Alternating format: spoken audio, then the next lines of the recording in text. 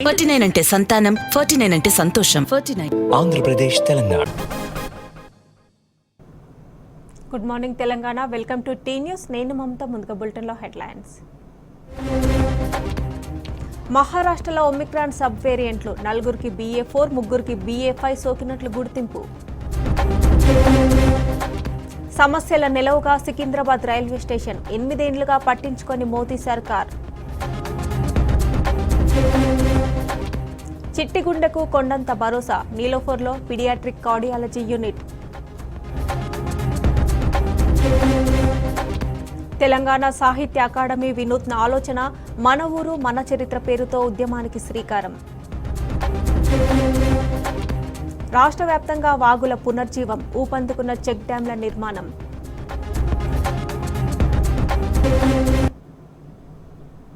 ఇక బులెటిన్లో అప్డేట్ చూస్తే, ప్రధాని మోదీవి మాటలే తప్ప చేతలు ఉండవని మరోసారి రుజువైంది.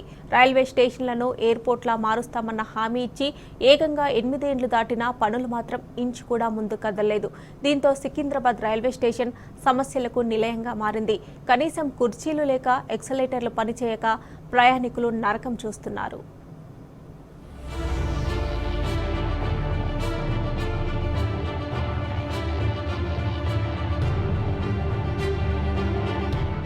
ప్రధాని మోదీ మాటలకు చేతలకు ఎక్కడా పొంతనే ఉండదు. రైల్వే స్టేషన్లను ఎయిర్పోర్టుల్లా మార్చేస్తారని చెప్పి 8 ఏళ్లయింది. కానీ ఇప్పటికీ దేశంలోని మెజార్టీ రైల్వే స్టేషన్లు బర్ల కొట్టాల కంటే దరిద్రంగా దర్శనమిస్తున్నాయి. సికింద్రాబాద్ రైల్వే స్టేషన్ నుంచి నిత్యం 160 నుంచి 170 రైళ్లు రాకపోకలు సాగిస్తుంటాయి. రోజుకు 150,000 నుంచి 170,000 మంది ప్రయాణికులు వస్తూ పోతూ ఉంటారు. కానీ ఈ స్టేషన్లు కాసేపు కూర్చోవటానికి కూడా కనీస సౌకర్యాలుండవు. బీజేపీ అధికారంలో ఉన్న ఈ 8 ఏళ్లు ఉన్న వాటిని మెరుగుపరిచింది లేదు, సౌకర్యాలు పెంచింది లేదు. స్టేషన్లు 10 ప్లాట్ఫామ్లున్నాయి. ఎక్కడా కనీసం ఒక్క కుర్చీ కూడా లేదు. పిల్లర్ల చుట్టూ ఉండే అరుగుల మీదే ఒకరిపై ఒకరు కూర్చోవాలి. లేదంటే రైలు వచ్చేంత వరకు కాళ్లు నొప్పులు పుట్టేలా నిలబడాలి.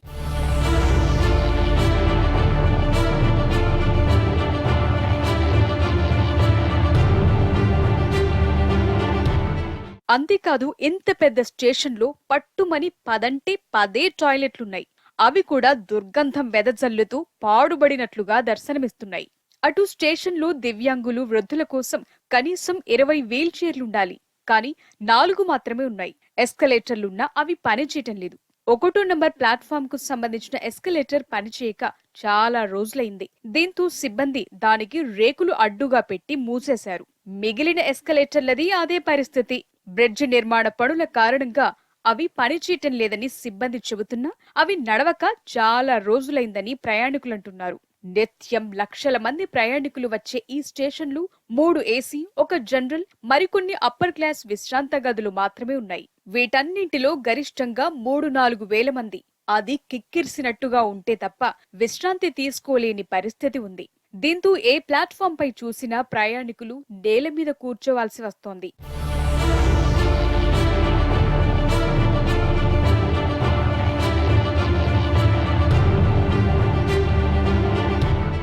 సికింద్రాబాద్ రైల్వే స్టేషన్ చిన్న చితక స్టేషనింగ్ కాదు. మొత్తం 19 రైల్వే జోన్లలో ఒకటైన దక్షిణ మధ్య రైల్వే హెడ్ క్వార్టర్ సికింద్రాబాద్. ఉత్తర దక్షిణ భారతదేశాల వారధి ఈ స్టేషన్. రాష్ట్రంలోని అతిపెద్ద రైల్వే స్టేషన్. రోజు లక్షలాది ప్రయాణికులు వచ్చిపోతూ ఉంటారు. కేంద్ర మంత్రి కిషన్ రెడ్డి ప్రాతినిధ్యం వహిస్తోన్న సికింద్రాబాద్ లోక్సభ స్థానం నడి మధ్యలో ఈ స్టేషన్ ఉంది. అయినా కిషన్ రెడ్డికి గాని, కేంద్ర ప్రభుత్వానికి గాని సికింద్రాబాద్ రైల్వే స్టేషన్ దుస్థితి కనిపించటం లేదు.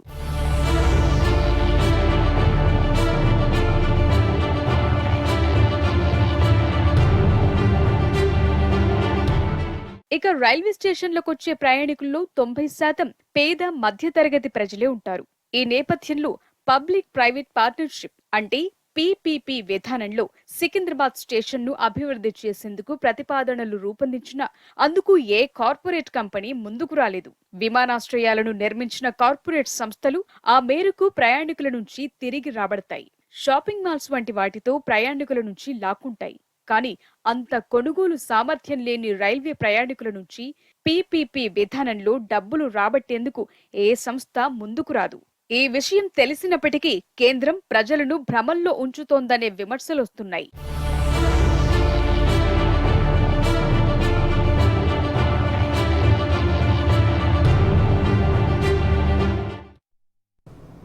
దేశంలోని అన్నదాతలపై మోదీ సర్కార్ కక్ష కట్టింది. ఇప్పటికే గోధుమల ఎగుమతిపై నిషేధం విధించిన కేంద్రం ఇప్పుడు బియ్యం ఎగుమతులను బ్యాన్ చేయాలని చూస్తుంది. ఆ దిశగా కసరత్తు చేస్తుంది. తద్వారా దేశంలోని రైతులను దారుణంగా దెబ్బతీయడంతో పాటు అంతర్జాతీయంగా భారత్ ప్రతిష్టను మంటకల్పే ప్రయత్నం చేస్తోంది.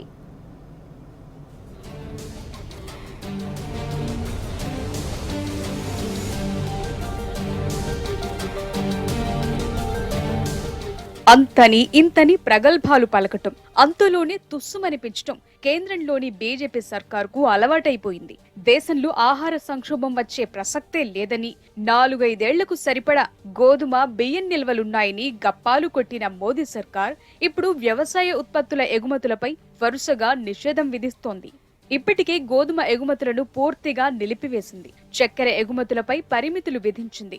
తద్వారా దేశంలోని రైతులను దారుణంగా దెబ్బతీయటంతో పాటు అంతర్జాతీయంగా భారత్ ప్రతిష్టను మంటగలిపింది. ఇది చాలదన్నట్టు ఇప్పుడు బియ్యం ఎగుమతులను సైతం నిషేధించేందుకు కేంద్రం కసరత్తు చేస్తోంది. ఇందుకు సంబంధించి ఇప్పటికే ప్రాథమిక కార్యాచరణను కూడా రూపొందించుకున్నట్లు జాతీయ స్థాయిలో జోరుగా ప్రచారం జరుగుతోంది. దీంతో భారత్ పరువు మరింత పలుచబడే అవకాశం ఉంది. ఈ పరిస్థితికి మోదీ సర్కార్ తీరే ప్రధాన కారణమన్న విమర్శలు విస్తృతంగా వ్యక్తమవుతున్నాయి.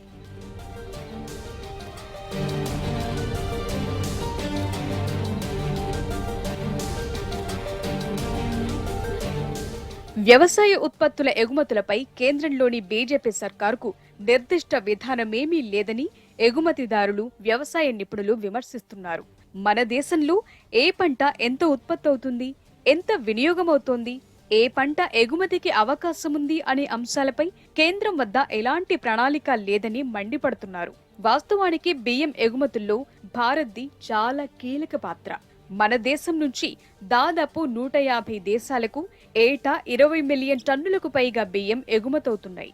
గతేడాది రికార్డ్ స్థాయిలో 21.4 మిలియన్ టన్నులు ఎగుమతయ్యాయి. ప్రస్తుతం ఎగుమతులకు మంచి అవకాశం ఉన్నప్పటికీ దీన్ని సద్వినియోగం చేసుకుని రైతులకు మేలు చేయటంలో కేంద్రం పూర్తిగా విఫలమైందన్న వాదనలు బలంగా వినిపిస్తున్నాయి.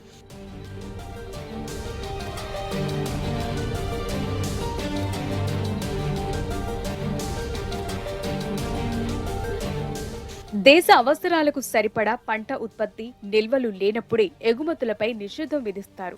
ప్రస్తుతం మన దేశంలో 4-5 ఏళ్లకు సరిపడా బియ్యం నిల్వలున్నాయని, రాష్ట్రాల నుంచి కొనలేమని ఇటీవల కేంద్రం పార్లమెంటులో ప్రకటించింది. అదే నోటితో బియ్యం ఎగుమతికి అవకాశమే లేదంటూ తప్పుడు ప్రకటనలు చేసింది. ఈ విధానాలేమికి పలు రాష్ట్రాలతో పాటు ఎంతో మంది రైతులు బలయ్యారు. అందుకు తెలంగాణే ప్రత్యక్ష ఉదాహరణ. యాసంగి ధాన్యాన్ని కొనుగోలు చేసేందుకు ససేమిరా అన్న కేంద్ర ప్రభుత్వం ఎట్టి పరిస్థితుల్లోనూ బాయిల్డ్ రైస్ కొనుగోలు చేయబోమని భీష్మించి కూర్చుంది. ఇప్పుడు కేంద్రం మరోసారి మడమ తిప్పి బియ్యం ఎగుమతులను నిషేధించేందుకు ఆలోచన చేస్తుండడంపై పలు అనుమానాలు వ్యక్తమవుతున్నాయి. ఈ పరిస్థితి ఎందుకొచ్చిందనే ప్రశ్నలు ఉత్పన్నమవుతున్నాయి.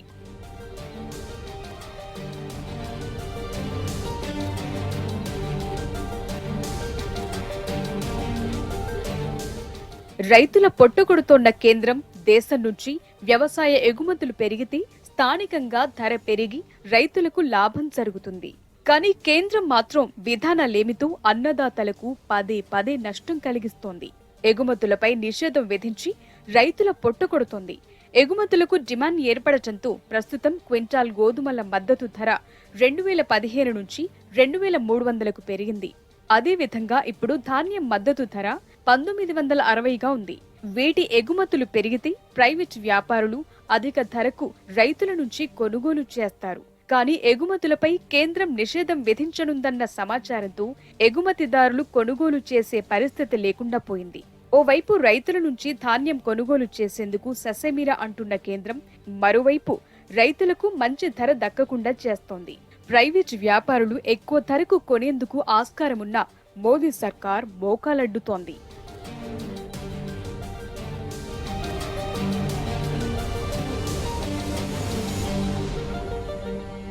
Welcome back. ఇక ముఖ్యమంత్రి కేసీఆర్ గారు విధించిన గడువులోగా అమరుల స్మారక చిహ్నం సెక్రటేరియట్ పనులు పూర్తి కావాలని అధికారులను ఆదేశించారు మంత్రి వేముల ప్రశాంత్ రెడ్డి.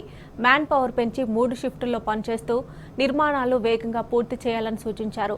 అమరవీరుల స్మారక చిహ్నంలో తెలంగాణ తల్లి విగ్రహం వద్ద అతిథులు నివాళులర్పించే విధంగా తగు ఏర్పాట్లు చేయాలన్నారు. అలాగే secretariat grand entry, elevation, cladding పనులు అద్భుతమైన నాణ్యతతో చేయాలన్నారు. 2 చోట్ల పచ్చదనంతో ఆహ్లాదకరమైన వాతావరణం ప్రతిబింబించాలని మంత్రి వేముల ఆదేశించారు. తెలంగాణ రాష్ట్ర అవతరణ ఉత్సవాల నిర్వహణ ఏర్పాట్లను రాష్ట్ర ప్రభుత్వ ప్రధాన కార్యదర్శి సోమేష్ కుమార్ పరిశీలించారు.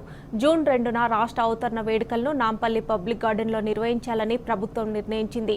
ఈ మేరకు డీజీపీ మహేందర్ రెడ్డితో పాటు సంబంధిత సీనియర్ అధికారులతో కలిసి సీఎస్ పబ్లిక్ గార్డెన్లో ఏర్పాట్లను సమీక్షించారు. జూన్ 2న ఉదయం ముఖ్యమంత్రి కేసీఆర్ ముందుగా అమరవీరుల స్తూపం వద్దకు చేరుకొని నివాళులర్పిస్తారు. అనంతరం పబ్లిక్ గార్డెన్కు చేరుకొని జాతీయ పతాక ఆవిష్కరణ గావిస్తారని సీఎస్ చెప్పారు. పోలీస్ దళాల గౌరవ వందనాన్ని స్వీకరించిన అనంతరం ముఖ్యమంత్రి ప్రసంగం ఉంటుందని తెలిపారు. అదే రోజు సాయంత్రం 30 మంది ప్రముఖ కవులచే రవీంద్ర భారతిలో కవి సమ్మేళనం ఉంటుందన్నారు. అన్ని శాఖలు సమన్వయంతో పనిచేసి అవతరణ ఉత్సవాలను విజయవంతం చేయాలని సీఎస్ ఆదేశించారు. కేంద్ర ప్రభుత్వ అసంబద్ధ విధానాల వల్లే దేశంలో విద్యుత్ సంక్షోభం తలెత్తిందని all India power engineers federation మండిపడింది. విద్యుత్ పంపిణీ సంస్థల ప్రైవేటీకరణను ఆపాలని డిమాండ్ చేసింది. బొగ్గు దిగుమతి తప్పనిసరి చేయడం సరికాదని తేల్చి చెప్పింది. హైదరాబాద్లో సమావేశమైన ఫెడరేషన్ పలు అంశాలపై తీర్మానాలు చేసింది.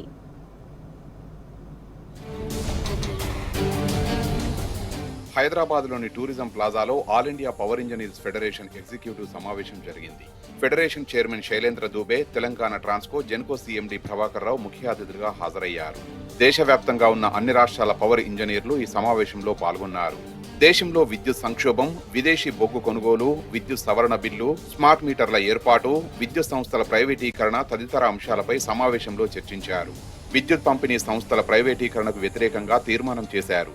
విద్యుత్ సవరణ బిల్లును కేంద్రం వెనక్కి తీసుకోవాలని మరో తీర్మానాన్ని ఆమోదించారు. బిల్లును వ్యతిరేకిస్తూ అసెంబ్లీలో తీర్మానం చేసినందుకు సీఎం కేసీఆర్ ధన్యవాదాలు తెలుపుతూ సమావేశం తీర్మానం చేసింది. విద్యుత్ ఉత్పత్తి కోసం 10% బొగ్గును తప్పనిసరిగా దిగుమతి చేసుకోవాలన్న కేంద్రం నిబంధనను ఫెడరేషన్ తీవ్రంగా వ్యతిరేకించింది. కోల్ ఇండియా ద్వారానే బొగ్గు సప్లై చేయాలని డిమాండ్ చేసింది. ఒకవేళ దిగుమతి చేసుకోవాల్సి వస్తే అదనపు భారాన్ని కేంద్రమే భరించాలని సమావేశం తేల్చి చెప్పింది.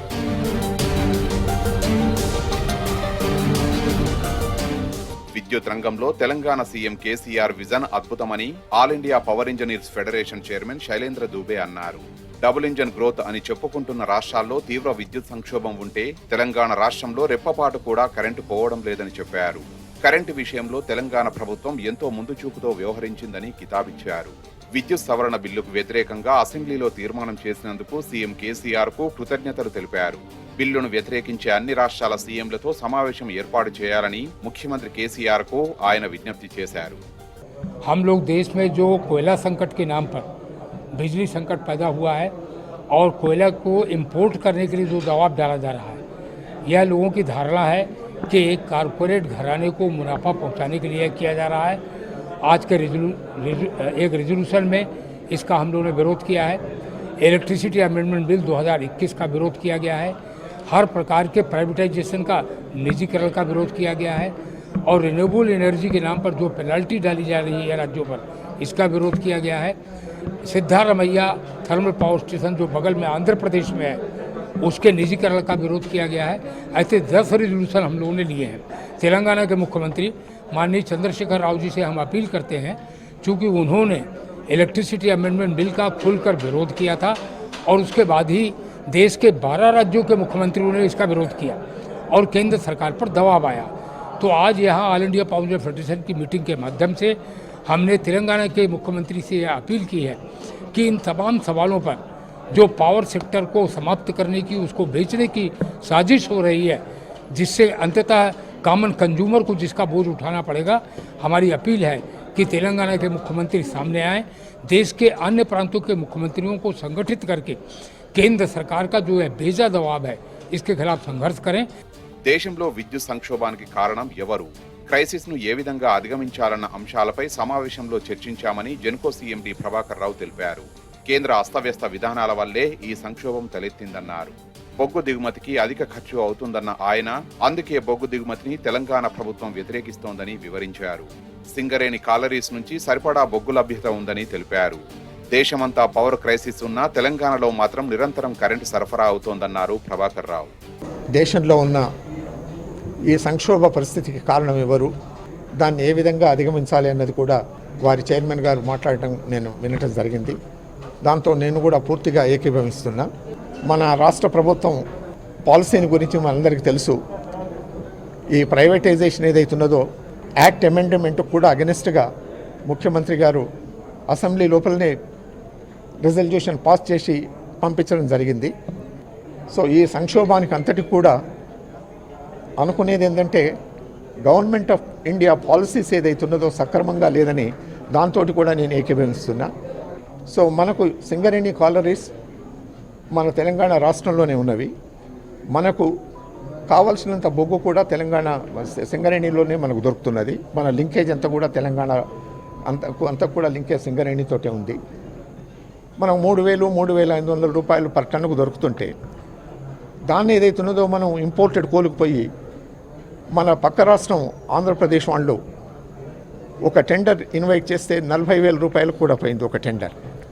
మనలాంటి స్టేట్స్కి ఏదైతున్నదో తెలంగాణ స్టేట్స్ను ఈ ఇంపోర్టెడ్ కోల్ తీసుకోమని అనేది మన రాష్ట్ర ప్రభుత్వం కూడా ఒప్పుకోలేదు. ఇంత దేశంలో ఇంత సంక్షోభంలో ఉన్నా కానీ మనం ఏదైతున్నదో మొత్తం రాష్ట్రం లోపల ఎట్లాంటి పవర్ కట్ లేకుండా 24 గంటలు మనం power supply, reliable power supply చేయడం జరిగింది. మొత్తంగా కేంద్ర విద్యుత్ విధానాలను all India power engineers federation తీవ్రంగా వ్యతిరేకించింది. విద్యుత్ సంస్థల గొంతు నులిమే ప్రయత్నాలను ఆపాలని కేంద్రాన్ని డిమాండ్ చేసింది.